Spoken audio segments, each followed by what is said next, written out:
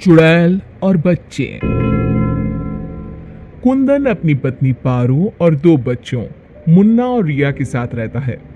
चारों का परिवार अच्छा खासा खुशहाल चल रहा था, लेकिन एक दिन उसकी पत्नी पारो सीढ़ियों से फिसलकर गिर गई और अस्पताल पहुंचने से पहले ही उसने दम तोड़ दिया। कुंदन की जिंदगी तो जैसे वीरान हो गई। बच्चे भी बहुत दुखी रहने लगे। इसी तरह देखते देखते एक साल बीत गया। एक दिन कुंदन का मित्र उनसे मिलने आया। अरे कुंदन, तुम इन बच्चों के लिए दूसरी शादी कर लो। कम से कम बच्चों की ठीक से परवरिश तो हो जाएगी।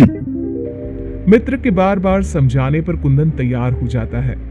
नई माँ रूपा शुरू में बच्चों और कुंदन का बहुत ख्याल रखती है, पर 6-7 महीने बाद ही वो कुंदन के जाने के बाद आराम से सो जाती। और जब मुन्ना और रिया स्कूल से आते तो, ए रिया, जल्दी से पूरे घर की सफाई कर और बर्तन धो दे, तभी खाना मिलेगा। और मुन्ना, जाकर छत की धुलाई कर। वो बच्चों से ही घर का सारा काम करवाती है। उन्हें खाना भी ठीक से नहीं देती। खुद के लिए और कुंदन के लिए वो बढ़िया बढ़िया पकवान बनाती। जब रात को कुंदन काम से वापस आता तो, अरे बच्चों ने खाना खा लिया? उनको तो मैंने कब का खिला पिलाकर सोने भेज दिया है। कितना ख्याल रखते हैं ये बच्चों का। एक दिन जब रूपा सो रही थी, मुन्ना देखता है कि रसोई की अलमारी में मिठाई रखी है, लेकिन वो वहां तक पहुंच नहीं पाता। तो वो अपनी बहन को बुलाकर लाता है। मैं घोड़ा बन जाता हूँ, तुम मेरे ऊपर चढ़कर वो मिठाई उतार दो। उन्होंने मिठाई उतारी और खा ली। अचानक मिठाई का डिब्बा रिया के हाथ से नीचे गिर जाता है और बिखर जाता है। आवाज सुनकर रूपा भागते हुए आती है। उसने आओ देखा न ताओ और दोनों की खूब पिटाई कर दी। जब देखो तब भूखे ही रहते हैं ये बच्चे, न जाने इनका पेट है कि कुआं। बच्चे खूब देर तक रोते रहते हैं, लेकिन फिर आपस में ही बातें और मजाक करके एक दूसरे का मन बहलाने लगते हैं। रिया, जब मैं बड़ा हो जाऊंगा ना तो एक मिठाई की दुकान खोल लूंगा। पहले हम लोग खूब सारी मिठाइयाँ खाएंगे और फिर बेचेंगे। मुन्ना, मेरी तो शादी हो जाएगी, तुम अकेले ही सारी मिठाइयाँ खाओगे ना? अरे हाँ रे, तब तक तो मेरी भी शादी हो जाएगी। कुंदन जब घर आता है तब उसकी माँ बच्चों की खूब शिकायत करती है। अरे बच्चों, तुम्हारी माँ तुम्हारा कितना ध्यान रखती है। आखिर क्या कमी है तुम दोनों को?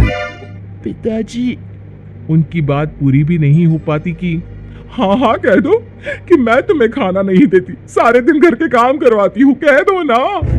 मुन्ना चुपचाप खड़ा रहता है। अब तो हम दोनों को पिताजी से बात भी नहीं करने देती। नहीं माँ। मुन्ना और रिया बहुत दुखी होते हैं। रात को इन बच्चों ने नाक में दम कर दिया है, तुम इन्हें लेकर जाओ और कहीं जंगल में छोड़कर आओ। अरे ये क्या कर रही हो तुम? ये दोनों मेरे जिगर के टुकड़े हैं, इनके बिना मैं कैसे रहूंगा? कुंदन को बार बार समझाने पर भी जब वो नहीं मानता, तब उसे एक उपाय सूझता है। कुछ दिनों तक वो बच्चों के साथ खूब अच्छे व्यवहार का नाटक करती है। बच्चे खूब खुश रहते हैं। एक दिन, सुनो, जल्दी से नाश्ता लगाओ, मुझे 2 दिन के लिए शहर जाना है। रूपा बहुत खुश होती है। वो सोचती है कि ये तो बच्चों को जंगल में छोड़कर आने से रहा, मैं ही इन्हें छोड़ आती हूँ कुंदन के जाने के बाद। बच्चे चलो, आज हम तुम्हारी नानी के घर चलते हैं। बहुत देर तक चलते चलते जब वो सब घने जंगल में पहुंच जाते हैं तब, माँ, इधर का नानी का घर है, लगता है हम रास्ता भूल गए हैं। अच्छा, तुम लोग यहीं रुको, मैं रास्ता पूछकर थोड़ी देर में आती हूँ। हाँ, ये कहकर रूपा उन्हें वहीं छोड़कर चली जाती है। बहुत देर हो जाती है और रूपा वापस नहीं आती तो, माँ कब आएगी भैया? इस तरह सुबह से शाम हो जाती है। जहाँ एक तरफ बच्चे जंगल में अपनी माँ का इंतजार कर रहे होते हैं, वहीं दूसरी तरफ रूपा घर में आराम से बैठी थी। इसी तरह 2 दिन बीत जाते हैं और 2 दिन बाद कुंदन जब घर वापस आता है तो, बच्चे कहाँ हैं? मैं उन्हें जंगल में छोड़ आई। ये तुमने क्या किया रूपा? बच्चे बेचारे जंगल में अकेले कहाँ भटक रहे होंगे? क्या किया तुमने ये? देखो, अगर तुम्हें अपने बच्चों की इतनी ही चिंता है ना, तो जाओ तुम और उन्हें ढूंढते रहो। कुंदन बच्चों को ढूंढने की बहुत कोशिश करता है, पर बच्चों का कुछ भी पता नहीं चलता। कुंदन बहुत दुखी होता है। अब वो हर रोज काम पर जाने के बहाने जंगल में बच्चों को ढूंढता हुआ भटकता रहता है। रूपा के जाने के बाद बच्चे रोते रोते आगे बढ़ने लगते हैं। माँ बड़ी चालाकी से हमें जंगल में छोड़कर चली गई। अब हमें रहने के लिए कोई ठिकाना ढूंढना ही होगा। अब तो अंधेरा भी गिर रहा है। आगे जाते ही उनको एक झोपड़ी दिखती है। बच्चों को थोड़ी आशा बनती है। दोनों भागते भागते वहां पहुंचते हैं और झांक कर अंदर देखते हैं तो एक बुढ़िया चरखे पर सूत काट रही थी। उसके शरीर पर सफेद वस्त्र थे। अंदर का माहौल बड़ा डरावना लगता है, पर बच्चों को तो कोई आसरा चाहिए था। वो दोनों दरवाजा खटखटाने लगते हैं। तभी वो बुढ़िया पीछे मुड़ती है। बच्चे जैसे ही उसे देखते हैं, उनके शरीर के अंदर भय से एक अजीब सी सिहरन दौड़ जाती है। माथे पर बड़ी सी लाल बिंदी, आंखें सुर्ख लाल और बाल भी अस्त व्यस्त। जैसे ही उसकी नजर मुन्ना और रिया पर पड़ती है, उसके चेहरे की रौनक बढ़ जाती है। वो बड़ी प्रसन्न होकर कहती है, आओ आओ बच्चों, मैं तुम्हारी दादी जैसी ही तो हूँ, आ जाओ। बच्चों को प्यार से वो घर के अंदर बुलाती है। बच्चों के लिए खूब सारी मिठाइयाँ, फल और बिस्किट ले आती है। बच्चे तो पहले से ही भूखे थे। वे खाना देखकर उस पर टूट पड़ते हैं। उनका सारा डर भी दूर हो जाता है। वो खाने के बाद तुरंत ही सो जाते हैं। जब सुबह उठते हैं तो बच्चों, हम घर के पीछे वाले बगीचे में चलते हैं। वहां बहुत सुंदर फूलों का बगीचा था। मुन्ना और रिया वहीं खेलने लगते हैं। बुढ़िया अंदर चली जाती है। तब तक मुन्ना की नजर एक गिलहरी पर पड़ती है, जो एक कोने में दुबकी हुई थी। मुन्ना उसे प्यार से अपने हाथ में उठा लेता है। तभी गिलहरी इंसानों की आवाज में बोलती है, बच्चों, तुम लोग यहाँ से भाग जाओ। ये बुढ़िया एक खतरनाक चुड़ैल है। तुम्हें खिला पिला कर पहले मोटा करेगी, फिर पिंजरे में डाल देगी। सभी बच्चों को ये जादुई छड़ी से पशु पक्षी बनाकर बगीचे में रख देती है। एक एक करके अपनी जादू की छड़ी से सबको बेहोश कर देती है और कढ़ाई में तेल गरम करके पकोड़े बनाकर खा जाती है। इसके पास एक आदमकद का पिंजरा है। ये खुद उसकी सफाई करती है। ये कहकर गिलहरी जमीन पर कूद जाती है। जब दोनों घर में जाते हैं तो देखते हैं कि बुढ़िया पिंजरे की सफाई कर रही थी और उसके मुंह पर खून लगा था। बच्चों को देखते ही अपना मुंह पोंछने लगती है वो। रिया चारों तरफ जादू की छड़ी ढूंढने के लिए नजर दौड़ाने लगती है। अचानक उसे जादू की छड़ी दिखाई देती है और वो दोनों लपटकर वो छड़ी उठा लेते हैं। जादुई छड़ी, पिंजरा बंद कर दो। पिंजरा बंद हो जाता है। पिंजरा बंद होते ही वो बुढ़िया एक खतरनाक चुड़ैल बन जाती है और चीखने लगती है। दादी, आज तुम भी पिंजरे में बंद होने का मजा उठा लो ना।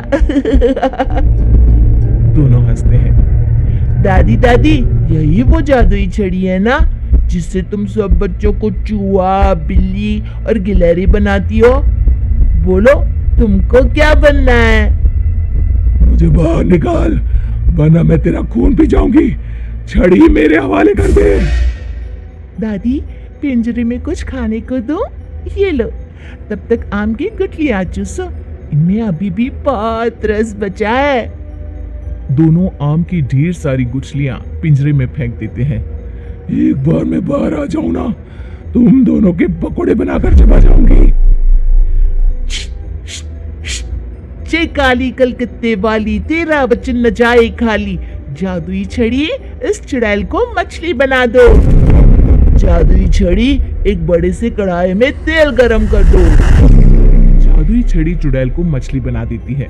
दोनों उसे उठाकर एक बाल्टी में डाल देते हैं। कढ़ाई में तेल गरम हो रहा होता है।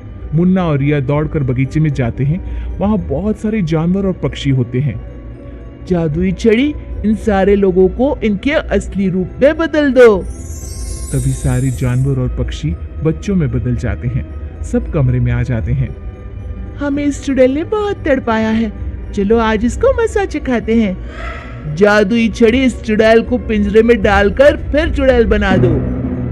पिंजरे में कैद होकर चुड़ैल फिर चिल्लाने लगती है, ये सारे के सारे शैतान कैसे यहाँ आ गए? जैसे तुम पिंजरे में बंद हो गई वैसे ही हम सब भी यहाँ आ गए। सभी बच्चों ने पिंजरे में ठंडा ठंडा पानी फेंकना शुरू कर दिया। चुड़ैल पहले तुम नहा लो, फिर हम तुम्हें मछली बनाकर पकौड़े बनाकर खा जाएंगे। सभी बच्चे ताली बजाकर खूब हंसते हैं। बच्चों मुझे माफ कर दो, मैं कभी ऐसा नहीं करूंगी। एक बार मुझे पिंजरे से निकाल दो। दोस्तों, क्या हमें इस चुड़ैल की चिकनी चुपड़ी बातों में आना चाहिए? नहीं, बिल्कुल नहीं, नहीं, बिल्कुल नहीं। मुन्ना जोर से छड़ी फटकारता है। जादुई छड़ी, इस चुड़ैल को मछली बनाकर कढ़ाई में डाल दो। मछली की कढ़ाई में गिरते ही तेज आवाज हुई, जैसे कहीं बिजली चमकी। सभी बच्चे डरकर एक दूसरे से चिपक जाते हैं। मछली का आकार बहुत बड़ी सी चुड़ैल का हो जाता है। वो बार बार कढ़ाई से निकलने की कोशिश करती है। सभी बच्चे मिलकर उसे फिर कढ़ाई में ढकेल देते हैं। अंत में वो गर्म तेल में जलकर मर जाती है। सब बच्चे खुश होकर तालियां बजाने लगते हैं। मुन्ना जादू की छड़ी की सहायता से सभी बच्चों के साथ शहर आ जाता है। जब वे अपने घर पहुंचते हैं तब पिताजी, हम आ गए। कुंदन उनकी आवाज सुनते ही भागता हुआ आता है। बच्चों को देखकर उसकी आंखों से झरझर आंसू गिरने लगते हैं। पिताजी, आप रोइए मत, अब हमारे दुख के दिन खत्म हो गए हैं। मुन्ना कुंदन को सारी बात बताता है। जादुई छड़ी पाकर उनके सारे कष्ट खत्म हो जाते हैं। अब तो नई माँ भी उनको प्यार करने लगती है।